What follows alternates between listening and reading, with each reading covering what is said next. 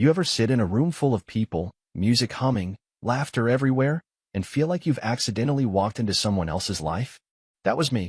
Thursday night, 9:14 p.m., corner of the rooftop at the Galloway Hotel. The only reason I remember the time is because I checked my watch for the sixth time and realized I hadn't spoken to my wife in almost an hour. Her name is Celine. Celine Prescott. Not a flashy name, but somehow she made it sound expensive. She used to be quiet. Not shy, just thoughtful. But that was before Marlon and Blake. Before the job. Before she started coming home with inside jokes I didn't understand and perfumes I hadn't smelled before. The invitation was last minute. She told me that morning over burnt toast. I think you should come tonight. My team's throwing a mixer for Mr. Blake. It's kind of a big deal. Mr. Blake. The new co-owner. The one she said looked like someone from an indie movie she wouldn't stop talking about. I said yes, of course. What husband doesn't show up when his wife says kind of a big deal? I wore the wrong thing. Khakis. Loafers. A button-up that made me look like I was trying too hard.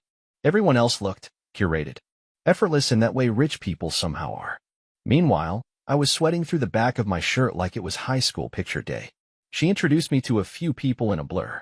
This is Rory, she said with a polished smile. Not my husband Rory. Just Rory. One guy nodded without even making eye contact. Another asked what I did, and when I said data audits, he immediately turned to talk to a woman in sequence. That was the extent of my welcome committee. And then she disappeared. No goodbye. No be right back. Just a slow walk across the floor toward a velvet booth where Mr. Blake was seated. She touched his shoulder when she leaned in. Whispered something. He laughed. She stayed. I watched, drink untouched in my hand, jaw clenched. I wasn't angry. Not yet. I just felt stupid. Like someone who showed up to a play after the final act. A woman walked past me and muttered, I thought he came alone. I don't think she meant for me to hear it. I left. Quietly. No scene. No note. Just walked out the way I came in, past the doorman who gave me a pity smile. And 10 minutes later, just as I was pulling out of the parking garage, her name lit up on my phone. Text message.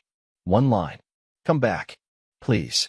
She'd acted like I didn't exist all night. But now, suddenly, I mattered? I stared at the message, car still in park. And for reasons I still can't explain, I didn't respond. Not yet. I didn't go back. Not that night. I drove aimlessly for a while, ended up in a Taco Bell parking lot at nearly midnight. I just sat there with the engine running and the same message open on my phone. Come back. Please. No emoji. No follow-up. Like she assumed those 3 words would undo the 2 hours she spent pretending I wasn't breathing the same air. What stuck with me most wasn't the text. It was the timing. She sent it exactly 9 minutes after I left. Not 3. Not 20. 9. Like something had happened. Or was about to happen. And for a split second, I had a sick thought. Did I interrupt something just by being there?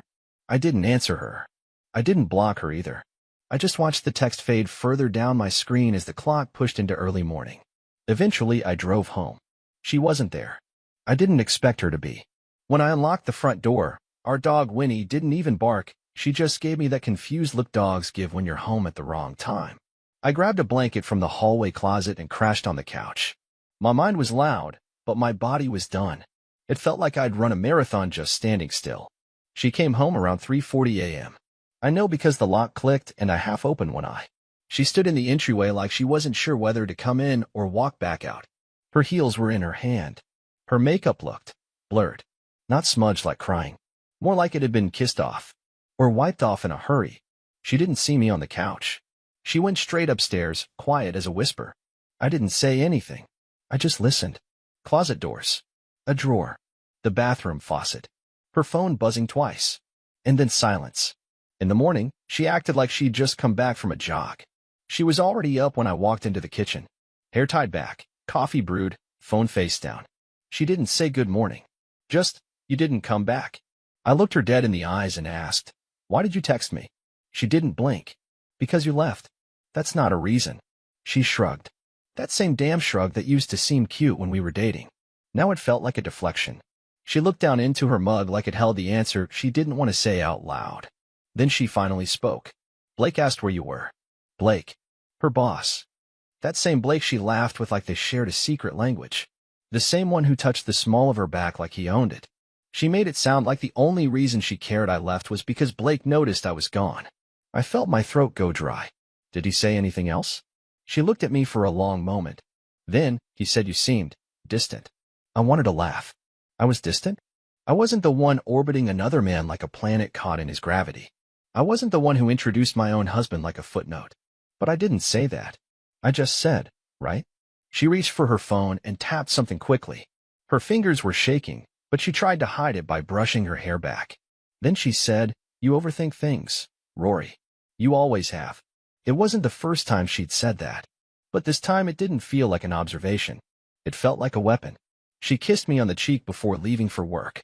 A soft, robotic kiss like the kind you give someone in front of your parents when you're trying to keep up appearances. As the door shut behind her, I finally opened the browser on my phone and searched, "How to know if your wife is emotionally cheating." What came up next made my stomach twist. Half the signs were already true. The rest were lining up like dominoes. And there was one moment from the night before I hadn't fully processed yet, something I only remembered now that I was alone, thinking too hard. When I left the event, I passed a table on the patio. A man in a silver jacket had been sitting there alone, watching everything. He looked right at me as I walked by and said, "Rough night, huh?"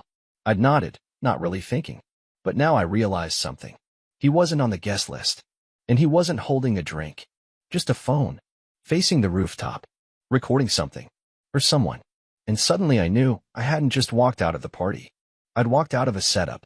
I couldn't get his face out of my mind. That guy on the patio, silver jacket, phone angled like he was live streaming the apocalypse. He didn't blend in with the rest of them. He wasn't schmoozing with cocktails or clapping at speeches. He just sat there, like a ghost with a purpose. And when he looked at me and said, "Rough night, huh?" It wasn't sarcastic. It wasn't even sympathetic. It was like a man who already knew exactly what had gone down, and maybe even why. Later that day, while Celine was still at work, I did something I hadn't done in years. I opened her old MacBook. It still had my Apple ID logged in from years ago, back when we used to share playlists and passwords and didn't care who saw what. I wasn't snooping. Not at first. I just had this weird itch in the back of my brain that something wasn't adding up, and I couldn't sit around waiting for it to explode in my face. I had to know what I was dealing with. Or at least who. That's when I saw it. The airdrop history. A file received 2 nights ago, the same night as the rooftop event, from a device named MBGuest05. I opened it. A single video, only 20 seconds long. No sound. Shot from an angle facing the Velvet Lounge area. The same booth where Celine had been with Blake. In it, you see her laughing, then Blake reaches out and brushes something off her neck, except there's nothing there. She lets him. Doesn't even flinch. Then he leans in and whispers something, lips almost grazing her ear. She laughs again. Then he touches her knee. She doesn't move it. End of video. I stared at the screen like it was radioactive. I didn't know what to feel first. Betrayal, confusion, nausea. The worst part wasn't that she let it happen. The worst part was how natural it looked. Like it wasn't the first time. I closed the laptop, breathing hard, hands cold. I wasn't crazy.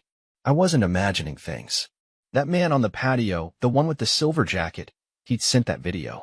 And now the question was, why? Was it a warning? A threat? A favor? I didn't know. But I knew where to start. The hotel. That evening, I drove back to the Galloway. I wasn't expecting anything. Maybe just to retrace steps or calm the storm in my head. But as I pulled up, I spotted the silver jacket guy again. Same spot. Different night. Same phone. He saw me, smirked, then stood up like he'd been waiting for me all along. "You came back," he said. "Took you long enough." "Who are you?" I asked, skipping the pleasantries. He extended a hand. "Name's Elias." "I do. Media work." I didn't shake it. He nodded like he expected that. "Your wife's interesting. She moves like someone who doesn't think she's being watched." "I'm not here for games," I said through clenched teeth. "Neither am I," he replied, calm as ever. "Let me ask you something, Rory. Did she tell you about the trip to Miami?" "What trip?" He smirked again. "Exactly." I stood there, heart pounding, fist aching to clench, but I held back. Elias pulled out his phone and tapped around. "Your wife isn't just working late, Rory. She's networking. She's building leverage." I wanted to punch him. I wanted to scream. But I said nothing. Because deep down, I knew he wasn't lying. He showed me another video, this one inside a hotel room. Blurred faces, but one woman with the exact same blouse Celine wore that night. Her laugh was unmistakable. The video cut before anything explicit, but it didn't need to go further. The body language said it all. I was dizzy. Not from the video. From how casual Elias was about it. What do you want from me? I asked. Nothing, he said. Just thought you should know. Guys like Blake don't change. And women like her? They don't come back unless they're afraid you found out. And then he left. Just like that. No threats. No blackmail. Just dropped that bomb and vanished into the city. When I got home, Celine was in the kitchen like nothing had happened. She asked if I wanted Thai or sushi. I told her I wasn't hungry. She looked at me, a flicker of suspicion in her eyes. And then she said, by the way, I might have a work trip coming up. Miami. Of course. I nodded. Sure. Let me know the dates. Because now, I wasn't just watching her. I was waiting. 3 days later, she left for the trip. It wasn't officially called Miami. It was a client summit out of state, according to her words. But I checked the flight confirmation she accidentally left open on her iPad the night before. Miami, Florida departure, 6:25 a.m. Return, open-ended. Hotel listed? The same boutique beachfront resort Blake had posted from just 2 weeks earlier on the company's internal social site. He tagged it Creative Recharge. She didn't even bother changing the password to her tablet. That was her biggest mistake. I watched her pack like nothing was off. She triple-checked her outfits, counted how many swimsuits she'd bring, stood in the mirror trying on 3 different necklaces before settling on one I'd never seen before. A gift from someone? Probably not from me. I noticed her perfume was new, too. Lighter, flirtier, the kind that leaves a trace on sheets and skin. Before she walked out the door, she hesitated, like she thought she should say something. I stood by the kitchen island, arms folded, watching her like a stranger in my own house. She gave me a half-smile and said, I'll call when I land. I didn't answer. She left anyway, but I wasn't staying behind. I'd taken time off work 2 days earlier without telling her. I booked my own flight to Miami under a different airline. I wasn't going to confront her. Not yet. I just wanted to see. Confirm. Erase all the doubts. Sometimes you have to get so close to the fire just to make sure it's real, even if it burns. I landed around 11 a.m. I didn't check into a hotel. I waited in the airport Starbucks, ordered 2 coffees, and watched people come out of Terminal C until I saw her. She looked happy. Not tired. Not stressed. She walked like someone who was about to start a vacation, not attend a summit. Blake met her outside by a black car. Not a taxi. Not an Uber. A private driver. He hugged her too long, too low. She laughed. Tossed her hair. He opened the car door for her like it was a date, not business. They pulled away. I followed in a rental car I'd picked up that morning. When they arrived at the resort, there were no briefcases. No lanyards. No other colleagues in sight. Just champagne flutes waiting at the check-in desk. She accepted hers without even looking around. By 2 p.m., I had already seen enough to know what kind of trip this was. By 3 p.m., I had followed them to their room, discreetly, like I wasn't supposed to know what floor they were on. But I did. I overheard the front desk attendant say penthouse suite when they handed over the key. By 4 p.m., I'd left a note at the front desk. Not for her. For Blake. And by the time I got back to my car, I had a message from an unknown number. It read, You're making a mistake. Let her go. She's not yours anymore. I stared at the screen, heart hammering like I'd been sprinting for miles. I didn't know if the message was from Blake or someone else. I didn't respond, but I realized something terrifying in that moment. They didn't just assume I didn't know. They were betting on the idea that I wouldn't do anything if I did. They thought I was weak. I went back to the airport that evening without ever letting her see me. When she texted me at 8:46 p.m., landed safe, long day already, talk soon, red heart, I didn't respond. I didn't need to, because the next move wasn't going to come from her. It was going to come from me. And this time, I wasn't going to walk away quietly. The day after I returned from Miami, the silence between us felt radioactive. Celine got back 2 days later, suitcase lighter, face brighter, like someone who had just pressed restart on their soul. She walked through the door with a little white box in her hand and said, I got you something. It was a linen shirt, folded neatly, tropical print, tag still on. Something she probably picked up at a boutique while holding Blake's hand, laughing at inside jokes, sipping overpriced cocktails with a view of the ocean. I held it in my hands and nodded. I didn't say thank you. I didn't look her in the eyes. And for the first time, I think she noticed that something was off. I wasn't being passive-aggressive. I wasn't being cold. I was being surgical. Quiet, measured, careful. She asked if I wanted to have dinner. I said I had work. She asked if I was okay. I said I was tired. She didn't push, which told me everything I needed to know. She had something to hide, and she was terrified of what I might already know. What she didn't know was that while she was gone, I wasn't just waiting around. I was talking, connecting dots, pulling threads. I remembered something Elias said about leverage. That word stuck with me. Blake wasn't just having an affair. He was building something with her. And that meant they weren't being stupid. They were being strategic. The lies weren't random. They were rehearsed. I went through our shared storage account online, the one we used to dump files, tax forms, travel itineraries. Celine forgot I still had access. Or maybe she thought I'd never check. But buried in a subfolder labeled Work Docs was a scanned lease agreement, a luxury apartment in her name, not far from Blake's penthouse. Signed 2 weeks ago. Move-in date in a month. Rent, for $1,800 a month. She hadn't told me anything about moving. Not a word. But she'd already planned her exit. It got worse. I dug deeper and found email threads between her and a property manager, using her personal Gmail account. In one of them, she specifically asked about adding a second occupant after the first month of lease. She didn't name Blake. She didn't have to. He was already listed as an emergency contact. His phone number, his office email, his initials on the final page of the application. They were planning a life. Together. Without me. Not just a fling.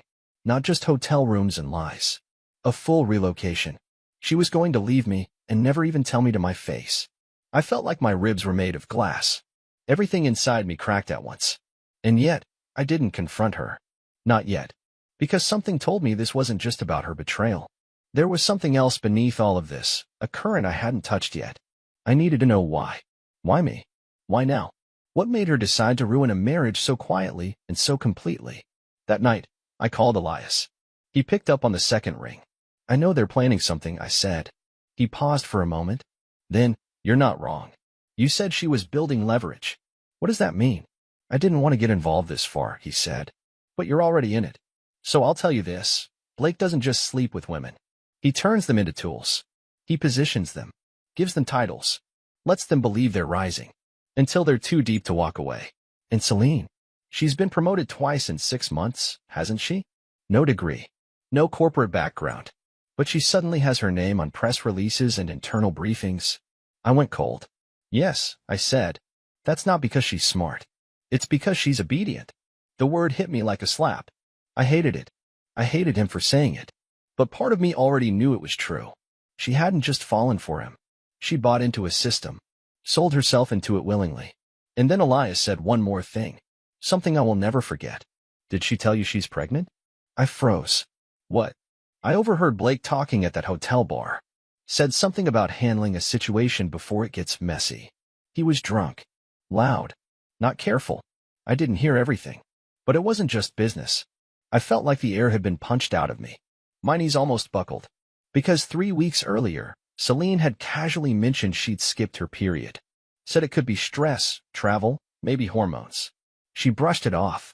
Said she'd take a test if it didn't show up in a few more days. And I hadn't thought anything of it. Now I did. And suddenly I wasn't just a man watching his marriage die. I was a man staring into a question that could break what little was left of me. What if the child she's carrying isn't mine? I didn't cry. I didn't scream. I just sat down in the kitchen, turned the lights off, and stared into the dark because I needed to know how far she'd gone before I decided how far I'd go. I wasn't planning revenge. I was planning an ending she would never see coming. And it wouldn't be loud. It would be clean. I didn't sleep that night. I lay on our bed, her side empty, staring up at the ceiling fan as it spun slow circles, trying to make sense of what I knew and what I suspected. The idea that she might be pregnant was already enough to short-circuit every sane part of my brain. But what Elias told me went beyond anything I was prepared to deal with. He made it sound like Celine wasn't just cheating. She was being used. And not by accident. The next morning, she was oddly affectionate. Made coffee, cooked eggs, even offered to drive me to work, something she hadn't done in years. I declined. I watched her closely. She moved lightly, with ease, like she'd gotten what she wanted and now just had to act long enough for the pieces to fall into place. She kissed me goodbye and smiled as if the guilt had either been processed or buried so deep even she forgot it existed. The minute the door closed, I opened her laptop again. I wasn't looking for more evidence. I had enough to burn the whole house down, but something had been bothering me. Why the silence? Why hadn't she already made her move? She had the apartment. She had the affair. She had Blake. And yet she stayed. Played wife. Made eggs. That's when I found a folder titled Pending Contracts hidden inside another labeled Personal Docs. Inside were PDFs, contracts from Blake's firm, all signed electronically. But one stood out. It was dated 2 months ago. A clause in it referenced a bonus package triggered by post-divorce executive transition. My name was literally listed as a bullet point. Rory Prescott, spousal coverage buyout. My stomach dropped. They weren't just planning to move in together. They were planning to monetize my divorce. It made sense now. She wasn't leaving yet because she needed to cross a few more lines on her checklist. Timing. Publicity. Legal shielding. I wasn't a husband anymore. I was a number in a file, a liability they were negotiating around. She was waiting for the right moment to cash out, the moment where everything would be done on their terms, not mine. But what she didn't know, and what made me very dangerous now, was that I wasn't just reading her secrets. I was tracking her in real time. I'd installed an app on her iPad, one she rarely used, but which shared notifications and GPS history with her phone. Every step she took, I could see it. Her calls, her texts. Not the contents, but the frequency, timestamps, and sometimes the metadata. And 2 nights later, she made a mistake. She told me she was going to visit her cousin Marcy in Buckhead. I nodded, didn't question it. But within 20 minutes, her GPS pinged her at a parking garage downtown. Same street where Blake's firm had a satellite office. Then she moved again, into the tower. Up 12 floors. Then back down. Then over to the Ritz-Carlton, across the street. Suite 2410. She stayed there for over 4 hours. When she came home, I didn't say a word. But I recorded everything. Logged the times. Matched the movement to her calendar. And something stood out. The morning before that, she had a doctor's appointment. OBGYN. She didn't mention it. Just said she had some errands after work. That night, I watched from the bedroom as she entered something into her laptop. Her back was to me, shoulders stiff. She typed fast. Nervous. Clicked. Paused. Clicked again. Then shut the screen. When she went to shower, I opened the lid. And there it was. A message draft. Addressed to Blake. Subject line, confirmed. No body text. Just that. She hadn't sent it yet. She was waiting. That word, confirmed, it echoed in my brain like a siren in a tunnel. She was pregnant. And she hadn't told either of us yet. I sat back, frozen. I didn't feel hate. I didn't feel rage. What I felt was worse, cold clarity. That my marriage was now a stage play running its final scene. That everything I'd thought I knew about this woman was dead. She wasn't confused. She wasn't lost. She was calculated. She was going to announce the pregnancy, then the separation, then spin the narrative. She'd probably have a press release ready. Something about growth, new beginnings, mutual respect. She'd paint me as the quiet, distant husband who didn't fight for her, who never supported her dreams. She would twist the truth until people clapped for her, congratulated her on finding herself. But I was done letting her direct the story. And so I started writing my own version. It began with a visit to a lawyer. Not just any lawyer, divorce crisis management. The kind of team that handles high-conflict separations in private, while gathering and securing every piece of leverage quietly. I showed them the lease, the contracts, the timelines, the metadata, even the folder with the word confirmed. They didn't blink. They'd seen worse. But what caught their attention, what really shifted the energy in the room, was when I mentioned Elias. The man with the footage. The man who, apparently, had a few more clips. The team asked if I could get him to talk. I said yes. Because what Celine didn't know was that I was no longer trying to save the marriage. I was preserving my own future. And she was about to learn what happens when the man you thought was a footnote suddenly becomes the one writing the ending. It happened over dinner. Not a fancy setup, not a dramatic scene. Just 2 people sitting at opposite ends of a kitchen table pretending not to be enemies. She'd made pasta, her go-to comfort food, that she cooked whenever something was heavy on her mind. That should have been the clue. But I played dumb. I cut my food slowly, drank water instead of wine, and waited for her to speak. She didn't right away. She circled the topic like a shark waiting for blood. Small talk, light laughs, questions about my day. All the usual noise people use when they're too scared to say what matters. But I wasn't going to save her from the silence this time. I let it grow heavy, dense. I watched her try to chew through it, blink through it, sip through it. Then finally, she said it. There's something I've been meaning to tell you. I didn't flinch. Go on. She looked down at her plate, twisting her fork like a nervous child. I found out something recently, and I wasn't sure how to bring it up. But I can't keep it from you anymore. I didn't say a word. I didn't have to. She was already unraveling. I'm pregnant. Her voice cracked on the second word, not from sadness, but from effort. She was trying to sound vulnerable, as if it was some delicate gift she was offering, when in reality it was a live grenade she had been hiding under the table. I took a slow breath. I know. She froze. The silence that followed wasn't confusion, it was calculation. She was recalibrating, trying to figure out how much I really knew, and what I might do with it. What do you mean, you know? I saw the email, I said. The draft to Blake. You titled it Confirmed. She didn't speak. She didn't deny it. She didn't ask how I got access. That was all I needed. So, I continued, setting my fork down. Is it his? Her lips parted like she was going to say yes. Then she shook her head. I don't know. A whisper. Honest, for once. But still brutal. I leaned back in my chair, letting that answer settle between us. There was no anger in my face, no raised voice. Just a look that said, you've already said enough. And yet, she kept talking. It wasn't supposed to happen like this. It wasn't even supposed to be serious. At first, I just felt so invisible. Rory, you work. You read. You disappear into your screens. You never chased me. That was her truth. Her version. She wasn't the villain, I was. Not because I cheated. Not because I lied. But because I didn't chase her down when she drifted. She expected the same man who trusted her to also doubt her. To fight her. To protect her from the choices she made herself. She continued, voice trembling. Blake saw me. He made me feel like I could be something more than just your wife. I didn't mean to fall for him. I didn't plan this. But you planned the apartment. And the exit, I said flatly. Her expression twisted. Do you love him? I asked. She hesitated. Then she nodded. That should have shattered me. It didn't. Because in that moment, something inside me finally snapped into place. A sense of release, of weight lifted. I didn't have to wonder anymore. I didn't have to play detective. The body was already on the table. I just had to write the report. I want a divorce, I said calmly.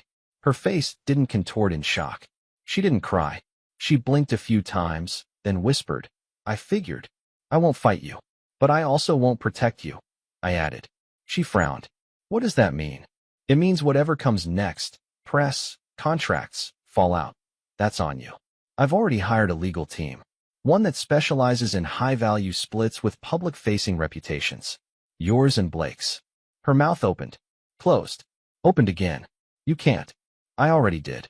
For the first time since she sat down, I saw something close to fear on her face. I'm not going to ruin you, Celine. I'm going to free myself.